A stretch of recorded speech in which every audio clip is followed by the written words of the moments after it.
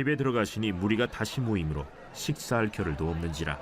예수의 친족들이 듣고 그를 붙들러 나오니 이는 그가 미쳤다 하밀러라.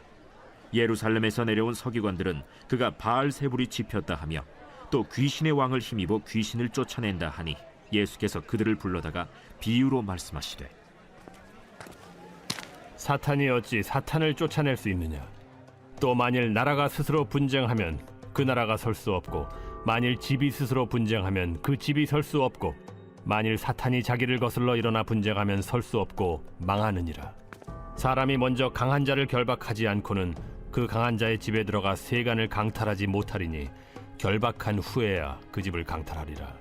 내가 진실로 너희에게 이르노니 사람의 모든 죄와 모든 모독하는 일은 사하심을 얻되 누구든지 성령을 모독하는 자는 영원히 사하심을 얻지 못하고 영원한 죄가 되느니라. 이는 그들이 말하기를 더러운 귀신이 들렸다 함이러라. 그때 예수의 어머니와 동생들이 와서 밖에 서서 사람을 보내어 예수를 부르니 무리가 예수를 둘러앉았다가 보소서, 당신의 어머니와 동생들과 너희들이 밖에서 찾나이다. 누가 내 어머니이며 동생들이냐? 하시고 둘러앉은 자들을 보시며 내 어머니와 내 동생들을 보라. 누구든지 하나님의 뜻대로 행하는 자가 내 형제요 자매요 어머니이니라. 할렐루야. 오늘 말씀 묵상에 함께 하신 여러분 모두를 주님의 이름으로 축복합니다. 오늘 하루도 주신 말씀 의지하여 승리하는 복된 날 되시기 바랍니다. 오늘 본문에서는 예수님께서 영원히 용서받지 못하는 유일한 죄에 대하여 말합니다. 구원이 예수님을 믿음으로 죄사함을 받아 얻게 되는 은혜이기 때문에 영원히 용서받지 못하는 죄는 우리의 구원의 문제와 직접적으로 연관이 있게 됩니다. 따라서 용서받지 못하는 영원한 죄가 무엇인지, 그것을 피하는 길이 무엇인지도 잘 알고 있어야 하겠죠. 용서받지 못한 죄가 무엇인지 예수님의 말씀 28절과 29절 말씀을 보겠습니다. 내가 진실로 너희에게 이르노니 사람의 모든 죄와 모든 모독하는 일은 사하심을 얻되 누구든지 성령을 모독하는 자는 영원히 사하심을 얻지 못하고 영원한 죄가 되느니라 하시니. 아멘. 영원히 용서받지 못할 유일한 죄는 바로 성령 모독죄입니다. 즉 성령 모독은 유일하게 용서받지 못할 죄이기 때문에 최악의 죄가 되는 거죠. 당연히 우리에게 성령을 모독하는 죄가 없어야겠죠. 과연 성령을 모독하는 죄가 어떤 죄인가? 오늘 본문에서 예수님께서 성령 모독에 대해 말씀하시게 된 두 가지 일이 있었습니다. 첫 번째는 예수님의 친족들에 대한 것이었고요. 또 하나는 서기관들에 대한 것이었는데 본문 20절, 21절 보시면 집에 들어가시니 무리가 다시 모임으로 식사할 겨를도 없는지라. 예수의 친족들이 듣고 그를 붙들러 나오니 이는 그가 미쳤다 하밀러라. 아멘. 방금 읽은 본문 앞부분에 보면 12제자의 명단이 나오는데 예수님께서 12제자를 부르시기까지 정말 식사할 겨를도 없이 사역하셨다는 겁니다. 모두 성령 충만한 상태로 하나님의 일을 열심히 하신 겁니다. 그런데 예수님을 가장 잘 안다고 하는 그의 친족들도 그 예수님의 눈에 보이는 현상만 가지고 판단하며 말하고 있는 겁니다. 그가 미쳤다.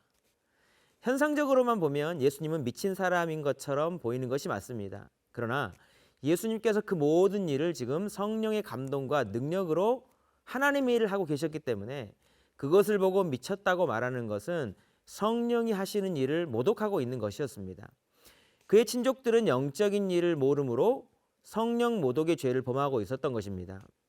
예수님의 친족들을 통해 보여주는 모습이 무엇인가 하면요, 예수님을 가장 잘 안다고 하는 가까운 친족이라도 영적으로 무지하면 성령 모독의 죄악을 저지를 수도 있다는 겁니다. 사랑하는 성도 여러분, 실수로라도 성령을 모독하는 일이 없길 축복합니다. 성령의 사람이 되시길 바라고 영적인 일을 잘 분별하는 영의 사람 다 되시기 바랍니다.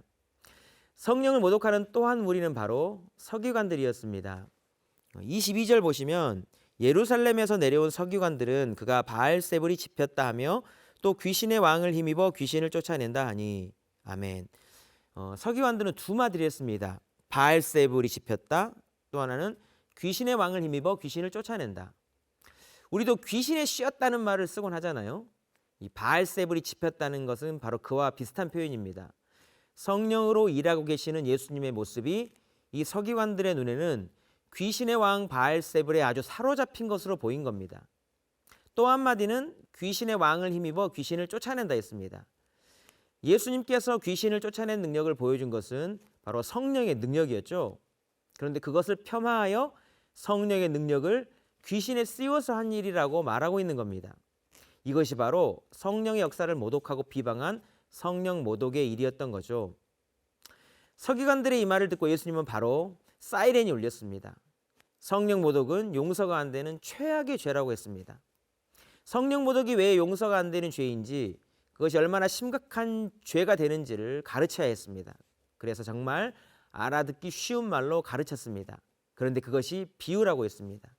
왜냐하면 알아듣기 너무 쉽지만 들을 귀가 있는 사람만 듣고 받아들일 수 있기 때문에 그렇습니다. 본문 23절을 한번 보시면요, 예수께서 그들을 불러다가 비유로 말씀하시되 사탄이 어찌 사탄을 쫓아낼 수 있느냐. 사탄이 어찌 사탄을 쫓아낼 수 있느냐. 사탄이 자기 스스로 분쟁하여 사탄이 사탄을 쫓아내버린다면 자기 사탄의 나라를 무너뜨리는 것인데, 그런 일이 있을 수 없다는 것입니다. 마찬가지로 예수님께서 귀신의 왕 바알세불을 힘입어서 귀신을 쫓아냈다면 사탄이 스스로 자기 나라를 무너뜨리는 일인 것처럼 똑같은 일인데, 그런 일이 있을 수 없다는 겁니다. 즉 예수님의 축귀는요, 귀신의 왕을 힘입어서 한 일이 아니라는 겁니다. 이런 논리로 예수님은 강조하기 위하여 세 개의 비유를 들어 반복하십니다. 나라 비유, 집 비유, 사탄 비유, 이렇게 세 번을 강조하시는데 24절부터 26절 보시면, 또 만일 나라가 스스로 분쟁하면 그 나라가 설 수 없고, 만일 집이 스스로 분쟁하면 그 집이 설 수 없고, 만일 사탄이 자기를 거슬러 일어나 분쟁하면 설 수 없고 망하느니라. 아멘. 집이나 한 나라나 사탄이나 모두 이렇게 세우기 위한 목적들이 있는데, 그 집이나 한 나라나 사탄이나 외부 적과 싸우지 않고 내부 적과 싸우고 있다면 외부의 적과 싸우기도 전에 망해버리는데 스스로 그런 어리석은 짓을 할 수 없다는 겁니다. 마찬가지로 예수님의 축기도 귀신의 왕을 힘입어서 한 일이 아니라 성령의 능력을 힘입어 가신 사역이라 말씀하시는 겁니다. 27절을 보시면, 사람이 먼저 강한 자를 결박하지 않고는 그 강한 자의 집에 들어가 세간을 강탈하지 못하리니 결박한 후에야 그 집을 강탈하리라. 아멘. 사람이 강한 자를 결박한 후에야 그 강한 자의 집에 들어가서 그 세간을 강탈한다. 이 말씀에서 사람은 예수님입니다. 강한 자는 귀신입니다. 한 사람 안에 들어가 그를 사로잡고 있던 강한 자 귀신이 있었습니다. 그의 영혼과 육신을 영적으로 온전히 사로잡고 있었습니다. 그런데 예수님이, 바로 사람이 그 집에 들어가 그 강한 자를 결박시켰다는 겁니다. 그렇기 때문에 귀신을 쫓아냈다는 겁니다. 예수님이 귀신을 쫓아냈다면 바알세불의 힘을 빌린 것이 아니라 분명 강한 귀신보다 더 강력한 힘으로 그 안에 들어가서 귀신을 사로잡고 귀신을 쫓아낸 것이라는 겁니다. 그 힘이 바로 성령의 역사라는 거예요. 그런데 그런 성령의 역사를 귀신의 왕을 힘입어서 귀신을 쫓아냈다고 비방하는 것은 최악의 성령 모독죄를 범한 것이고 영원한 죄가 된다고 말씀하시는 겁니다. 사랑하는 성도 여러분, 실수로라도 성령을 모독한 일이 없기를 축복합니다. 영적인 일은 영적으로 통합니다. 구원의 영이신 성령으로 충만하고 성령의 감동으로 충만하심으로 성령님께서 하시는 일에 하나가 되시고 성령님이 하시는 일을 높이 찬양할 수 있기를 축복합니다. 오늘 본 마지막 부분에서는요, 우리가 어떻게 이 성령 모독죄를 피할 수 있는가, 그 근본적인 방법을 말씀해 주십니다. 예수님께서 제자들에게 말씀을 가르치고 있었습니다. 그때에 예수님의 어머니와 형제들이 밖에서 찾아와 예수님을 부릅니다. 31절 보면, 그때에 예수의 어머니와 동생들이 와서 밖에 서서 사람을 보내어 예수를 부르니. 아멘. 예수님의 어머니와 형제들이 찾아와서 예수님을 부르니까 말씀을 듣고 있던 사람들이 그냥 있을 수가 없지 않겠습니까? 32절 보니까, 무리가 예수를 둘러 앉았다가 여짜오되 보소서 당신의 어머니와 동생들과 누이들이 밖에서 찾나이다. 사람들이 반응을 합니다. 예수님 밖에 어머니가 찾아왔어요. 사랑하는 성도 여러분, 보통 이런 상황이면 예수님께서 어떻게 반응해야 옳겠습니까? 그래요? 어머니가 오셨군요. 잠시 들어오라고 하세요 라고 하든지, 아니면 잠시만요, 어머니 지금 강의 중이니까 들어오셔서 같이 말씀을 들으세요. 끝나고 어머니 뵙죠. 보통 이렇게 하는 것이 예의이고 상식적인 것 아니겠습니까? 그런데 예수님 어떻게 했는가? 33절 보시면 대답하시되 누가 내 어머니이며 동생들이냐 하시고, 누가 내 어머니며 동생들이냐? 뭐 이 부분에서 예수님께서 버럭 화내는 것은 아니었겠지만 가족들을 챙긴 사람들의 입장에서는 조금 무안했을 것 같습니다. 누가 내 어머니며 내 동생들이냐? 다른 말로 해석해 보면 그들은 내 가족이 아니다라는 말로 들릴 수 있는 거잖아요. 예수님의 이런 행동은 의도가 있는 행동이셨습니다. 누가 진짜 예수님의 가족인가, 누가 진짜 성령의 사람인가를 가르쳐주기 위함이었습니다. 34절 보시면 둘러앉은 자들을 보시며 이르시되 내 어머니와 내 동생들을 보라. 예수님은요, 둘러앉아서 말씀을 듣는 사람들을 이렇게 쭉 가리시며 누가 내 동생들이고 어머니인가를 보라, 이렇게 말씀했습니다. 즉 다른 말로 하면 예수님 앞에 모여 예수님의 말씀을 듣는 사람들이 예수님 당신의 진짜 참 가족이라고 말씀하셨던 거예요. 이 부분을 마태복음에 평행되는 본문으로 보면 이 둘러앉은 자들이 누구인지를 더 잘 알 수 있는데요. 마태복음에 보면은 손을 내밀어 제자들을 가리켜 말씀하셨다. 제자들을 가리켜서 나의 어머니와 내 동생들을 보라. 나의 어머니와 내 동생들은 바로 예수님의 제자들이었습니다. 누가 예수님의 진짜 참 가족인가? 말씀을 듣고 예수님을 따르는 자들이 참 가족이라고, 제자들이 예수님의 참 가족이라고 말씀하셨던 겁니다.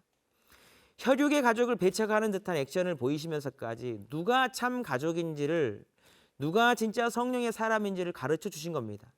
바로 예수님의 말씀을 예수님 앞에서 듣고 예수님을 따르는 제자들이 참 가족이며 성령의 사람인 것을 예수님은 가르쳐 주신 것입니다. 사랑하는 성도 여러분, 성령을 모독하는 것이 영원한 죄가 된다고 했는데 이것이 성령 모독인가 아닌가? 과거에 혹시 내가 성령 모독의 죄를 짓지 않았나? 지었나 안 지었나? 영원히 용서받지 못할 죄라 그랬는데 그런 죄가 나한테 있지 않나? 그렇게 걱정하고 두려워할 일이 아닙니다. 그렇게 심각하게 예수의 사람들을 잡아 죽이고 박해했던 그 사울도 성령이 없을 때 성령 모독 죄를 수도 없이 지었잖아요. 그런데 그가 성령 받고 예수님 알게 되자 참회하는 심령으로 성령의 사람, 예수의 사람으로 살아냈습니다. 성령 모독은 한두 번의 말로 죄를 짓는 것이 아닌 우리 안에 성령이 없어서 예수님의 존재와 예수님이 하시는 사역 자체를 부정하는 겁니다. 성령 모독죄를 범하지 않도록 노력하는 것이 해답이 아니라 오늘 본문에서 예수님께서 가르쳐 주신 대로 예수님의 말씀을 듣고 예수님의 뜻에 순종하는 그 제자로 바로 성령의 사람으로 살아가는 그 예수의 사람이 되면 된다는 것입니다. 예수님의 영의 참 가족으로 예수님의 제자들로서 성령의 사람 되어 하나님께 영광 돌리며 살아가는 저와 여러분 될 수 있기를 주님의 이름으로 축복합니다. 기도하시겠습니다. 하나님 아버지, 영적인 일을 분별하는 자 되길 소망합니다.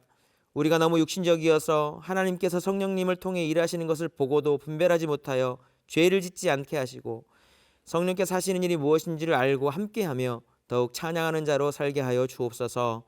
예수님의 영의 가족으로서 예수님의 말씀을 듣고 순종하는 성령 충만한 제자의 삶을 살아가게 복내려 주옵소서. 감사드리며 예수님의 이름으로 기도드리옵나이다. 아멘.